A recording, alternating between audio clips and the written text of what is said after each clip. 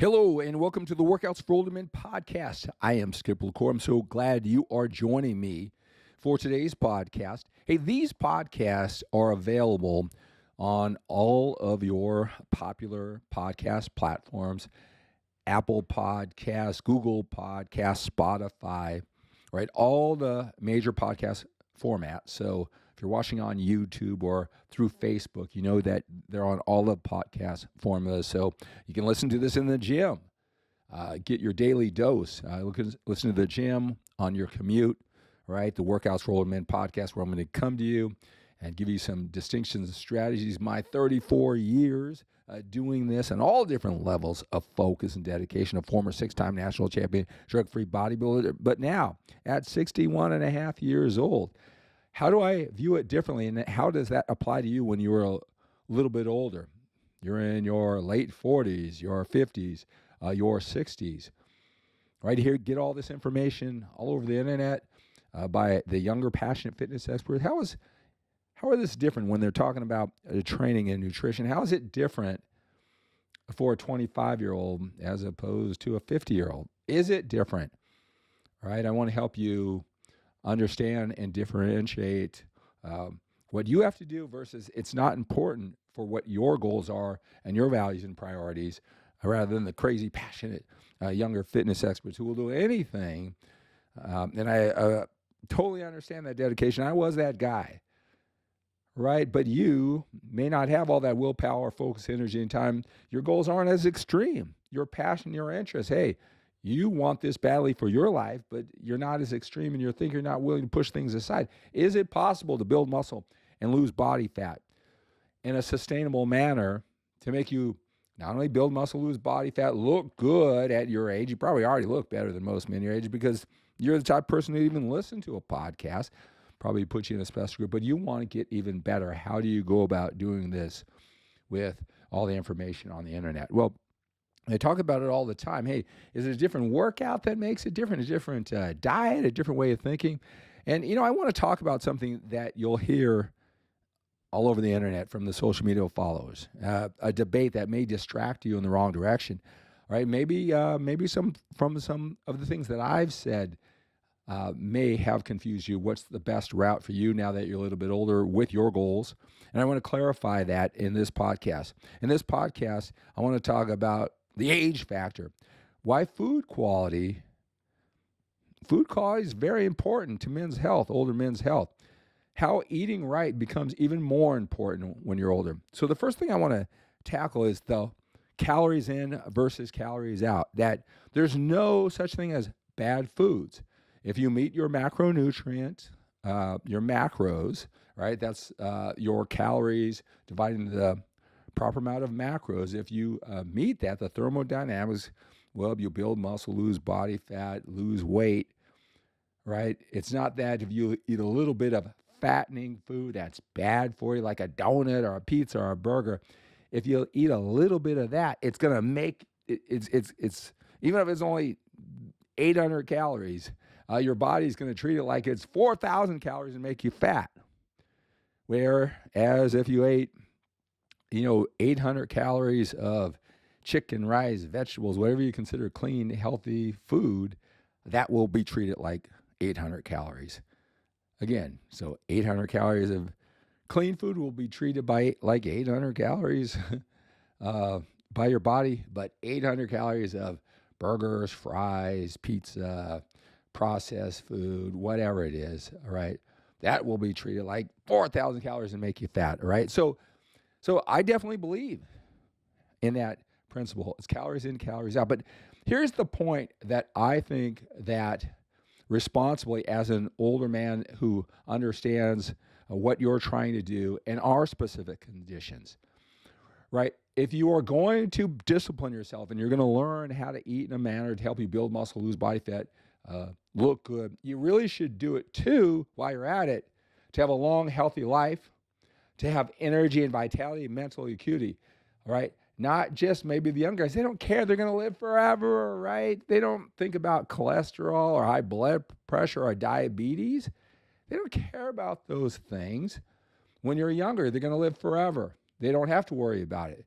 their bodies probably can handle it a lot more, right? It doesn't matter if it's unhealthy. It doesn't matter if that will cause them problems when they're older, right? A lot of men say, I can't eat the way that I used to when I was younger.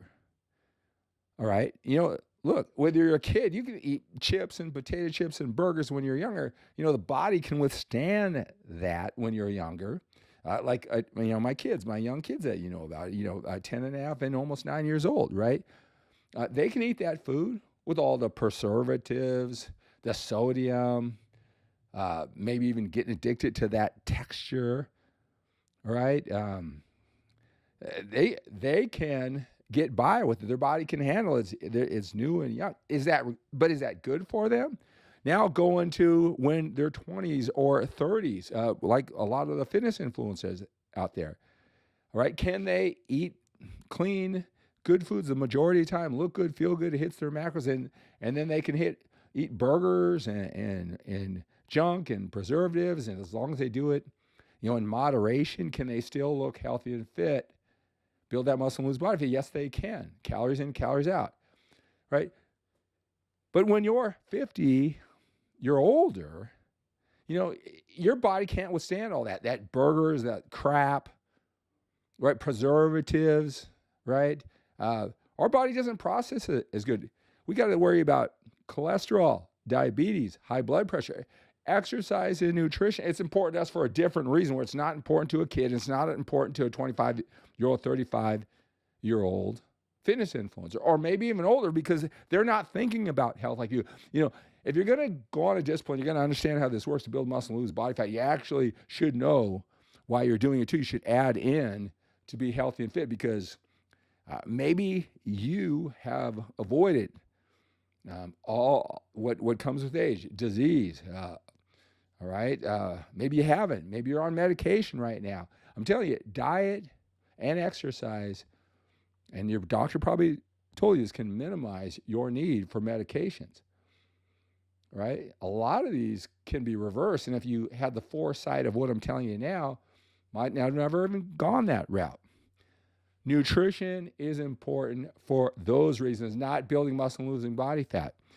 So although I understand where the younger, and they're not even younger. I can think of a fitness influencer right now. His whole gig is hey, I can eat donuts and I can eat pizza and it's a part of my life and I don't want to give it up, and neither can you when you eat right, which is right to build muscle and lose body fat. But I really think as a fitness influence for older men, and not I'm older, but I have a young person's mentality. I'm following the way of thinking of all the young people, which is consistent that way, but it's not serving you. I need to clean that up. Why do you want to get addicted to that food? Do you even know, right? Hey, you can eat donuts and pizza and burgers and all that, and I know it's a nice thing to do, and but later on that might catch up with you.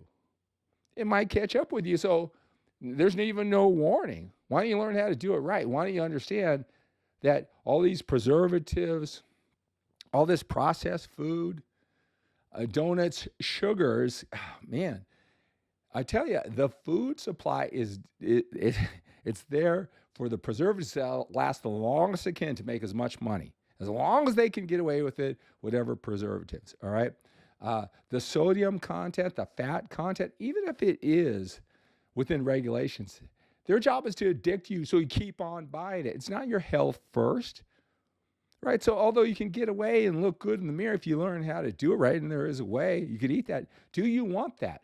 See, this is a distinction of workouts for older men, health and fitness for older men that you're not going to get from the younger, passionate fitness experts, because they don't think that way at all, and it's certainly not important to them, right? Or, the older guys who grew up and keep that mentality that they think their age is just a number, and it's not just a number. You're not going to handle that sugar, that processed food, those chemicals. You're not going to handle them. The body, when it gets older, is not going to. So why, even though you could get away with it, hey, tell them that you could get away with it. But what about the disclaimer for your health? Because we're not just doing this to build muscle and lose body fat, even though that's accurate. Calories in, calories out for that, right? But why don't you learn how to do this to build muscle, lose body fat, and think about the quality of your food? That is a distinction for older men as you build this muscle and lose that body fat. So that's going to do it for this Workouts for Older Men podcast. Hey, reach out if you want some one-on-one coaching and help you figure out, well, what are the right foods? What are the right amounts? We can take you through a process. We've got many ways to help you reach your fitness goals so they're sustainable and they're age appropriate. Right? Little distinctions like this that you know so you can be effective and efficient. Right? Just reach out to me. I want to learn all about you, and I'll suggest what the right coaching program is for you. All right, let's take on the day with a sense of urgency. We have to when we're a little bit older. We've got more time behind us than we do in front of us. Have a great day.